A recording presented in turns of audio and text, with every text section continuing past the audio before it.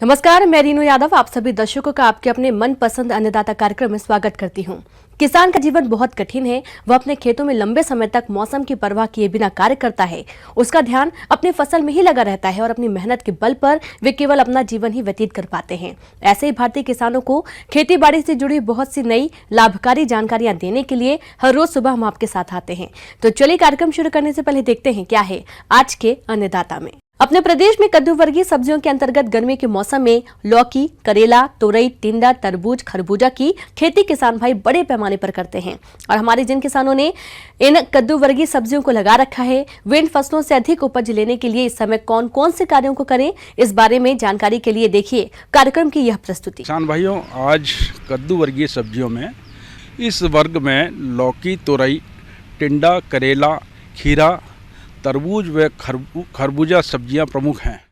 किसान भाइयों, कद्दू वर्गीय सब्जी फसलों में अक्सर कई तरह के खरपतवार उगाते हैं और ये खरपतवार भूमि से खाद पानी ग्रहण करते हैं तथा विभिन्न प्रकार के कीट और रोगों को आश्रय भी देते हैं, जो बाद में फसल को काफी नुकसान पहुंचाते हैं। इस तरह से होने वाले नुकसान से बचने के लिए समय समय पर निराई गुड़ाई द्वारा खेत से खरपतवारों को निकालते रहना चाहिए। जैसा कि गर्मी का मौसम चल रहा है और इस समय कद्दू वर्गीय सब्जी फसलों में सिंचाई का प्रबंध करना बहुत जरूरी होता है।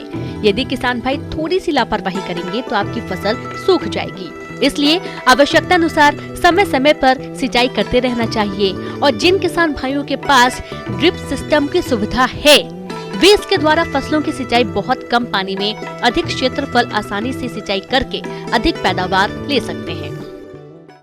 इसमें लगने वाले सबसे प्रमुख कीड़ों में पहला कीड़ा है कद्दू का लाल कीट। इसे रेड पम्पकिन बीटल के नाम से भी जाना जाता है। इस कीट के भ्रंग छोटे 8 मिलीमीटर लंबे, गहरे नारंगी या लाल रंग के होते हैं। यह कीट पत्ती के उतक में आधार भाग में लगभग 300 अंडे 8-9 के झुंड में देते हैं। इस कीट का नुकसान अंकुरण के तुरंत बाद सबसे अधिक होता है।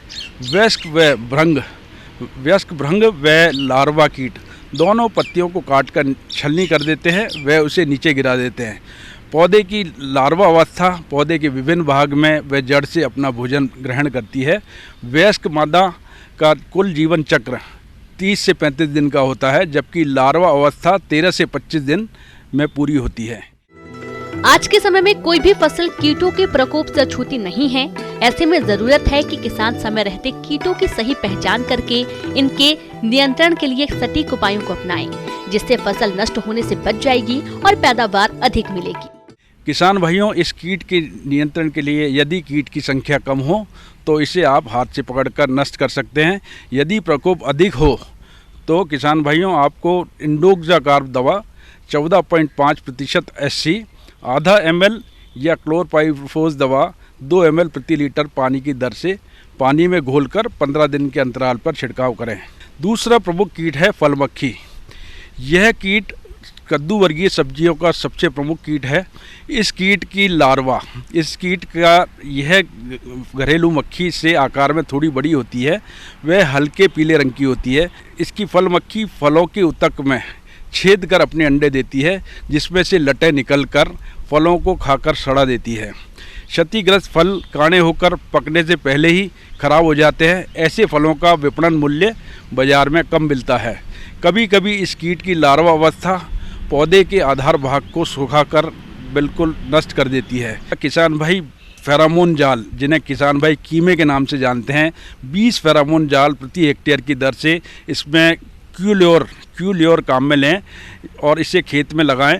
और इसमें किसान भाई ये ध्यान रखें कि इसे कम से कम 30 मीटर की दूरी पे, एक जाल से दूसरे जाल की दूरी कम से कम 30 मीटर हो और फसल की जो ऊंचाई है उससे तकरीबन 1 से 1.5 फीट ऊपर लगाना चाहिए। इसके अलावा किसान भाई इस कीट के नियंत्रण के लिए स्पिनोसैड दवा आधा ml प्रति लीटर पानी की दर से पानी में घोलकर इसका छिड़काव कर सकते हैं। इस प्रकार किसान भाई कद्दू वर्गीय सब्जियों में विभिन्न कीड़ों का एकीकृत नियंत्रण के उपाय अपनाकर अधिक लाभ व मुनाफा अर्जित कर सकते हैं।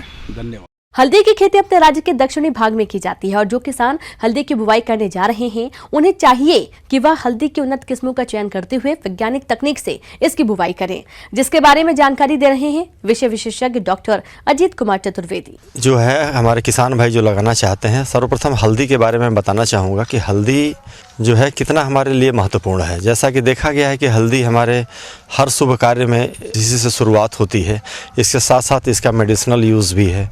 और जैसा देखा गया है कि ये जैसे शरीर के दर्द वगैरह हुआ, जॉइंट्स पेन वगैरह में दवाएं इससे बनती हैं, और जैसे एंटीऑक्सीडेंट्स के तौर पर भी इसका प्रयोग किया जाता है, जैसे ब्लड को साफ़ करना या अगर चोट लगी हो तो भी इसका प्रयोग किया जाता है। तो एक तरह से एंटीऑक्सीडेंट्स भी होता है। हल्दी में क्या करक्यूमिन एक तत्व पाया जाता है जो हल्दी की गुणवत्ता को बताता है कि अगर जिस हल्दी में जितना करक्यूमिन की मात्रा अधिक होगी वो हल्दी उतना ही अधिक गुणवान होता है। अब इसके लिए बहुत सी प्रजातियां हैं जो हमारे यहाँ लगाई जाती हैं इसके लिए, जैसे रोमा है, सुनैना है, सुगना है। इसके साथ साथ जो है एक मेघा प्रजाति है जो यहाँ पर लगाई जाती है। जो आपने सुनैना, रोमा ये सब प्रजातियाँ हैं, ये करीब 215-20 दिन से लेकर के 270 दिन में तैयार हो जाती हैं। और लेकिन इनका उत्पादन जो होता है करीब 175 कुंटल से लेकर 200 कुंटल प्रति हेक्टेयर तक होता है। इसके अलावा जो हमने मेघा प्रजाति बताया, ये प्रजाति बहुत अच्छी है। इसमें करक्यूमिन की मात्रा जो होती है 8.5 से ज़्यादा होती है और इसका उत्पादन जो होता है ये करीब 270-75 कुंटल प्रति हेक्टेयर होता है। ये करीब 300 से 315 दिन में तैयार होती है और इसकी क्वालिटी बहुत अच्छी होती है। इसको लगाने के लिए हमारे किसान भाई या तो अगर उनका खुला खेत हो जहाँ पर बलुई दोमट मिट्टी हो वहाँ पे लगा सकते हैं, या इसके अलावा जैसे आम का बगीचा हो या अमरूद का बगीचा हो, इसमें भी इंटरक्रॉपिंग के तौर पर भी इसको प्रयोग कर सकते हैं। जैसे छायादार वृक्ष में भी इसकी खेती अच्छी से की जा सकती है। वहाँ पर उत्पादन थोड़ा सा जो खुला खेत होता है जो उससे कम होता है। जैसा मैंने बताया कि 250 से 270 कुंटल प्रति हेक्टेयर अगर अच्छा भूमि है तो वहाँ होता है, लेकिन अगर बगीचे में भी इसकी खेती की जाती है जहाँ पर कि साल भर जगह खाली पड़ी रहती है तो वहाँ भी अगर करते हैं तो 125 कुंटल से 150 कुंटल प्रति हेक्टेयर इसका उत्पादन किया जा सकता है। इसका खेती करने का तरीका ये है कि जहाँ भी आपने जगह का चुनाव किया है वहाँ पर करीब एक गहरी जुताई करा लें। गहरी जुताई के बाद 3 से 4 जो है हल्की जुताई कल्टीवेटर से करके इसके बाद खेत को समतल कर लें। अंतिम जुताई के समय करीब इसमें 20 से 25 टन सड़ी हुई गोबर की खाद मिला देने से इसकी जो है गुणवत्ता अच्छी हो जाती है तथा इसमें तत्व जो होता है वो पौधों के लिए अच्छा मिलता है। खेत की तैयारी के समय बुआई से पहले उसमें नत्रजन, फास्फोरस और पोटास की मात्रा जो कि 120 केजी नत्रजन, 80 केजी फास्फोरस और 80 केजी पोटास प्रति हेक्टेयर की आवश्यकता होती है हल्दी के लिए। तो करीब 40 केजी नत्रजन, 80 केजी फास्फोरस और 80 केजी पोटास, ये खाद की मात्रा जो है खेत की अंतिम जुताई के समय खेत में मिला देना चाहिए। मिला करके इसको खेत को तैयार कर लेना चाहिए। अब बात आती है कंद को लगाने की, तो कंद का जो साइज होता है वो करीब 25 से 30 ग्राम का होना चाहिए और उस तरह से ये ध्यान देना होता है कि उसमें कम से कम 2 आँखें अवश्य हों। उस तरह से कंद का चुनाव कर लें। किसान भाइयों, अब बात आती है हल्दी की बुआई हेतु उचित बीज दर की। तो बीज की मात्रा प्रकंदों के आकार एवं बुआई की विधि पर निर्भर करती है। साधारणतया पूर्ण कंदों की बुआई के लिए 18 से 20 कुंटल प्रति हेक्टेयर कंदों की आवश्यकता होती है। बीज के लिए बड़े आकार व सुविकसित आंखों वाले प्रकंदों की आवश्यकता होती है। प्रकंद अधिक लंबे होने पर उन्हें छोटे छोटे टुकड़ों में काट लिया जाता है। प्रत्येक टुकड़े में कम से कम 1 या 2 आंख का होना आवश्यक होता है। इसके बाद उसको कार्बेंडाजिम का 2 ग्राम 1 लीटर पानी में मिला के घोल बना करके 10 से 15 मिनट तक उसमें शोधित कर लेना चाहिए। शोधन के उपरांत फिर उसको जो है लगाना चाहिए।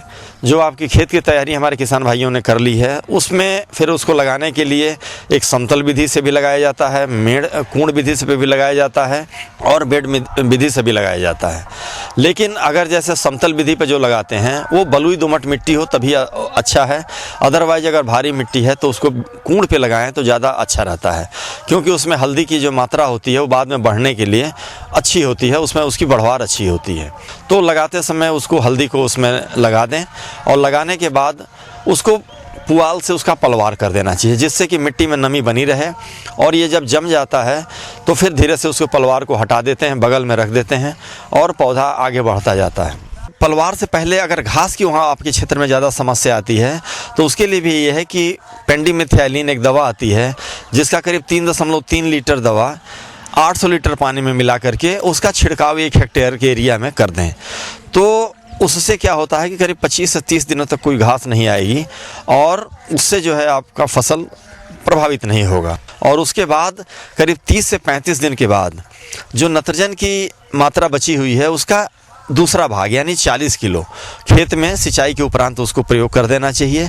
और जो तीसरा भाग है नत्रजन का 40 kg का, वो करीब 2 महीने बाद यानी 60 दिन के बाद फसल में डाल देना चाहिए। इससे फसल बहुत अच्छी चलती है और इसमें उत्पादन उसका अच्छा होता है। मौसम के अनुसार प्रबंधनों पर ही टिकी है आपकी खेती बाड़ी और इसलिए मौसम पूर्वानुमान और उस पर आधारित साप्ताहिक कृषि सलाह इस प्रकार है।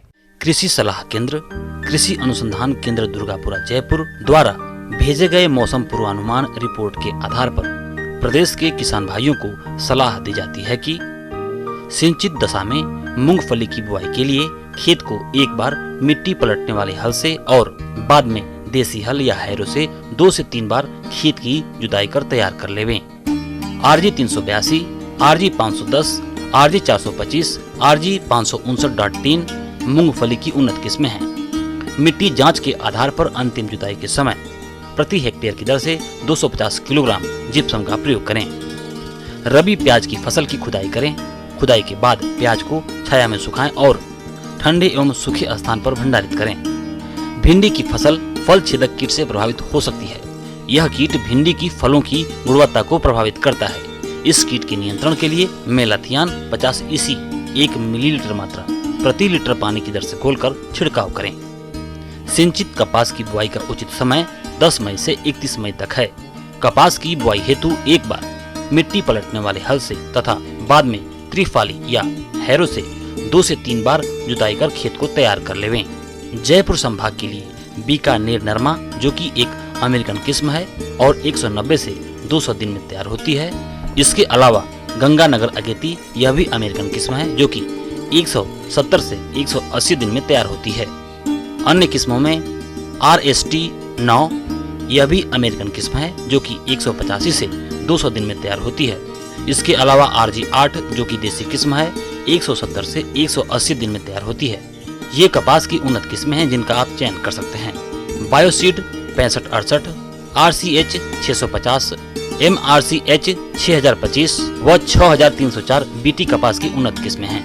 आम, अमरूद एवं बेर में छाल भक्षक कीट के नियंत्रण हेतु मेलाथियान 50 EC 1 मिलीलीटर प्रति लीटर पानी की दर से घोलकर शाखाओं व डालियों पर छिड़काव करें। यह कीट वृक्ष की छाल को खाता है एवं डाली में सुरंग बनाता है।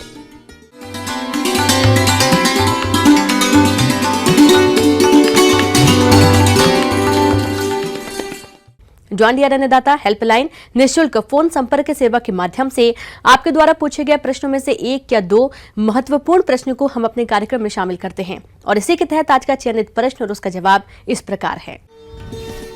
आज की अन्नदाता हेल्पलाइन में हमने जिस प्रश्न को शामिल किया है उसे पूछा है सेवर जिला भरतपुर के योगेश कुमार ने। आपने गर्मी के मौसम में मधुमक्खियों और मधुबक्सों की उचित देखरेख पर जानकारी चाहिए तो इसके लिए देखिए कार्यक्रम का यह अंश। सबसे पहले ध्यान रखना है कि इस समय हवाएं बहुत तेज चल रही हैं और भोजन की जो उपलब्धता है वो धीरे धीरे कम होती जा रही है। जहाँ पर मक्का उपलब्ध है, कहीं कहीं पे जामुन के वृक्ष उपलब्ध हैं, जहाँ पर सूरजमुखी है वहाँ पर भी आप अपने बक्से रख सकते हैं। अगर ऐसी जगह पर आपके मधुमक्खी के बक्से हैं तो ये बहुत अच्छी बात है। मधुमक्खियाँ अपना काम जामुन से और मक्के से पॉलन ले लेंगी यानी पराग ले लेंगी और जामुन से नेक्टर यानी शहद के लिए वो अपना जुगाड़ कर सकती हैं। परंतु कई जगह ऐसी है जहाँ पर कोई भी फूल इस समय उपलब्ध नहीं होगा। ऐसी अवस्था में अगर आपने लीची में रखे थे या सरसों में रखे थे और शहद निकाल लिया है और मक्खियों को आपको चेक करना पड़ेगा क्या उनके पास पर्याप्त मात्रा में भोजन है या नहीं। अगर भोजन नहीं है तो आपको इस समय उन्हें कृत्रिम भोजन देने की आवश्यकता है। तो कृत्रिम भोजन के लिए आप 2-3 चीज़ों का ध्यान रखिएगा। पहले तो शाम के समय ही कृत्रिम भोजन देना है। आपके मधुमक्खी के कितने बक्से हैं, शाम के समय ही आपको देना है और एक साथ देना है सबको। ऐसा नहीं है कि आज एक बक्से को दिया और कल दूसरे के बक्से को दिया, अन्यथा चोरी होने की संभावना होगी और मधुमक्खियाँ आपस में लड़ने लगेंगी। तो पहले तो ये ध्यान रखिएगा कि आप सबसे पहले एक साफ बर्तन में चीनी और पानी की बराबर मात्रा में घोल बनाएंगे, उसको उबालेंगे और उसको ठंडा करेंगे। जितने भी बक्सों आपके पास है उसके अनुसार आपको मधुमक्खी के लिए भोजन की व्यवस्था करनी है। अनुपात चीनी और पानी का 1-1 ही रखेंगे। अगर आपको लग रहा है कि हवा बहुत तेज़ है और आपके यहाँ तापमान बहुत अधिक है तो पानी की मात्रा थोड़ा सा बढ़ा सकते हैं। अब जब ठंडा हो जाए तो उसके बाद इनको कटोरे या फीडर जो होता है उसमें आप मधुमक्खी के शाम के समय आप फीड दे सकते हैं। और इस बात का भी ख्याल रखें कि अगर कुछ चिड़िया और कुछ बर इस समय आकर मधुमक्खियों को परेशान कर सकते हैं और वो मधुमक्खियाँ खा जाते हैं। और ये काम अब शुरू हो जाएगा, मई भी ऐसा चलेगा, जून भी ऐसा चलेगा, जुलाई भी ऐसा चलेगा। अगर आपके इलाके में मधुमक्खियों के लिए पर्याप्त मात्रा में फूल उपलब्ध नहीं होंगे तो आपको बस यही करना है कि आप एक तो शाम को आप मधुमक्खियों के लिए भोजन की व्यवस्था करें, दूसरा उनके गेटों को छोटा कर दें। उनका जो प्रवेश द्वार है वो केवल 1 या 2 मक्खी के जाने लायक रखिएगा ताकि मधुमक्खियाँ अपना काम आराम से कर सकें और उन्हें उनके जो शत्रु है उससे नुकसान ना हो। इस समय गर्मी बहुत बढ़ रही है, गर्मी की वजह से मक्खियाँ बेचैन हो सकती हैं, तो ऐसी जगह आप सोचिए कि जहाँ पर छाया हो, ऐसी जगह वहाँ रखिएगा कि जहाँ पर छाया आ सके और मक्खियों को उतनी गर्मी ना लगे। अगर ये सुविधा नहीं हो पाती है कि वहाँ छायादार पेड़ नहीं है या छाया नहीं मिल पा रही है, तो जब आप टाट लगा रहे हैं तो टाट में आप थोड़ा सा पानी का छिड़काव कर सकते हैं। वो गीली रहेंगी तो उससे उनकी नमी बनी रहेगी, ठंडक बनी रहेगी। और इस समय चींटियों का अटैक भी बहुत ज़्यादा होता है। चींटियों के से बचाव के लिए आप नीचे उनके प्याले लगा सकते हैं, मिट्टी के कटोरे या फिर एल्युमिनियम के कटोरे आप ये लगा सकते हैं। और उसके आसपास देखिए कोई घास वगैरह ना हो ताकि कहीं चींटियाँ उस रास्ते से मक्खी के बक्से के अंदर ना पहुँच जाएँ।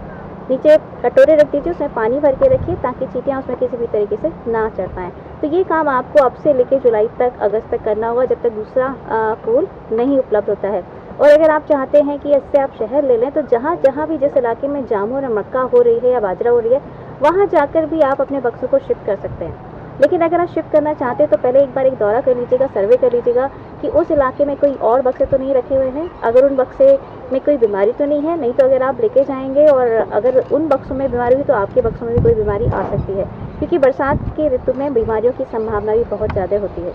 अगर आपने रखा है या आपके बक्से में मधुमक्खियों को बीमारी के लक्षण दिखाई दे रहे हैं, जैसे कि छेद हो जाना, छत्ते हैं उसमें छेद हो जाएंगे।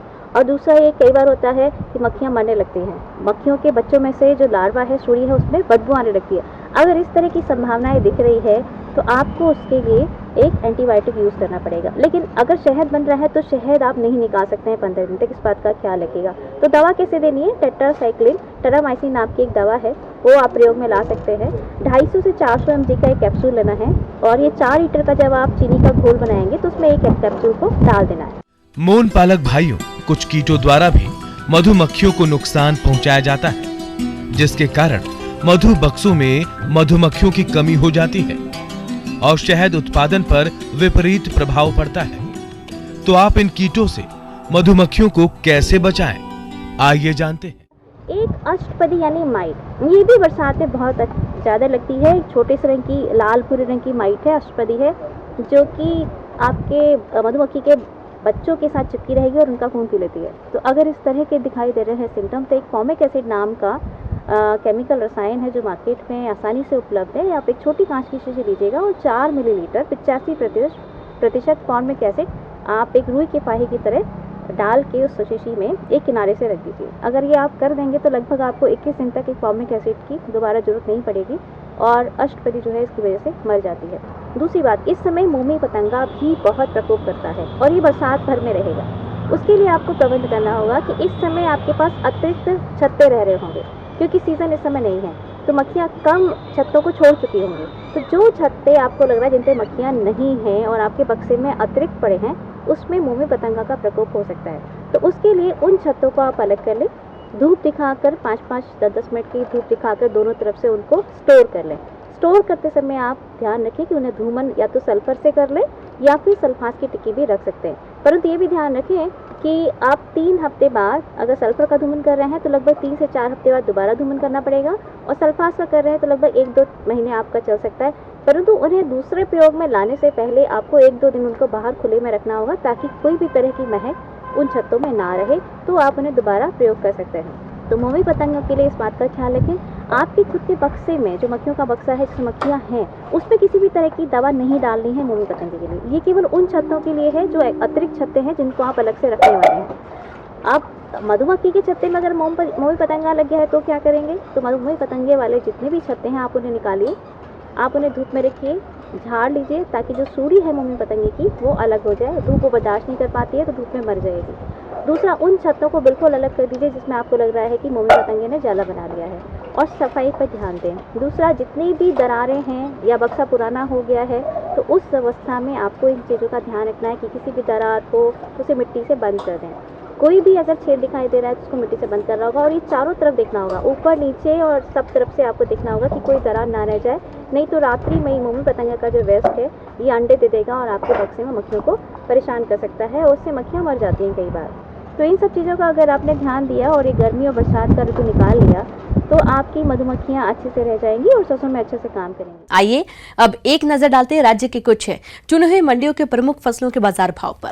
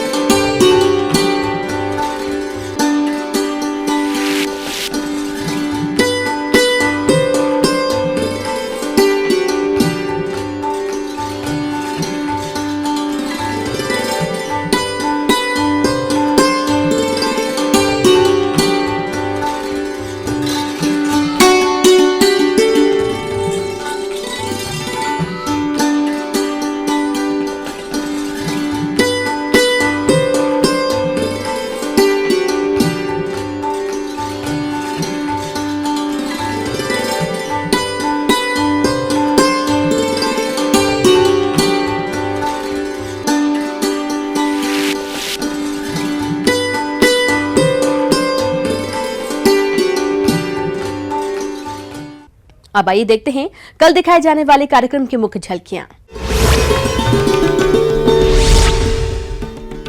गर्मी के मौसम में बकरियों की उचित देखभाल करना है जरूरी।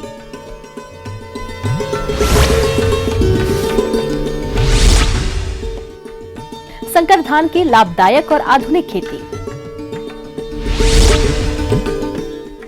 हम यह उम्मीद करते हैं कि आज का कार्यक्रम आप सभी दर्शकों के लिए उपयोगी रहा होगा। किसान भाइयों, अन्नदाता आपकी सेवा के लिए संकल्परत है।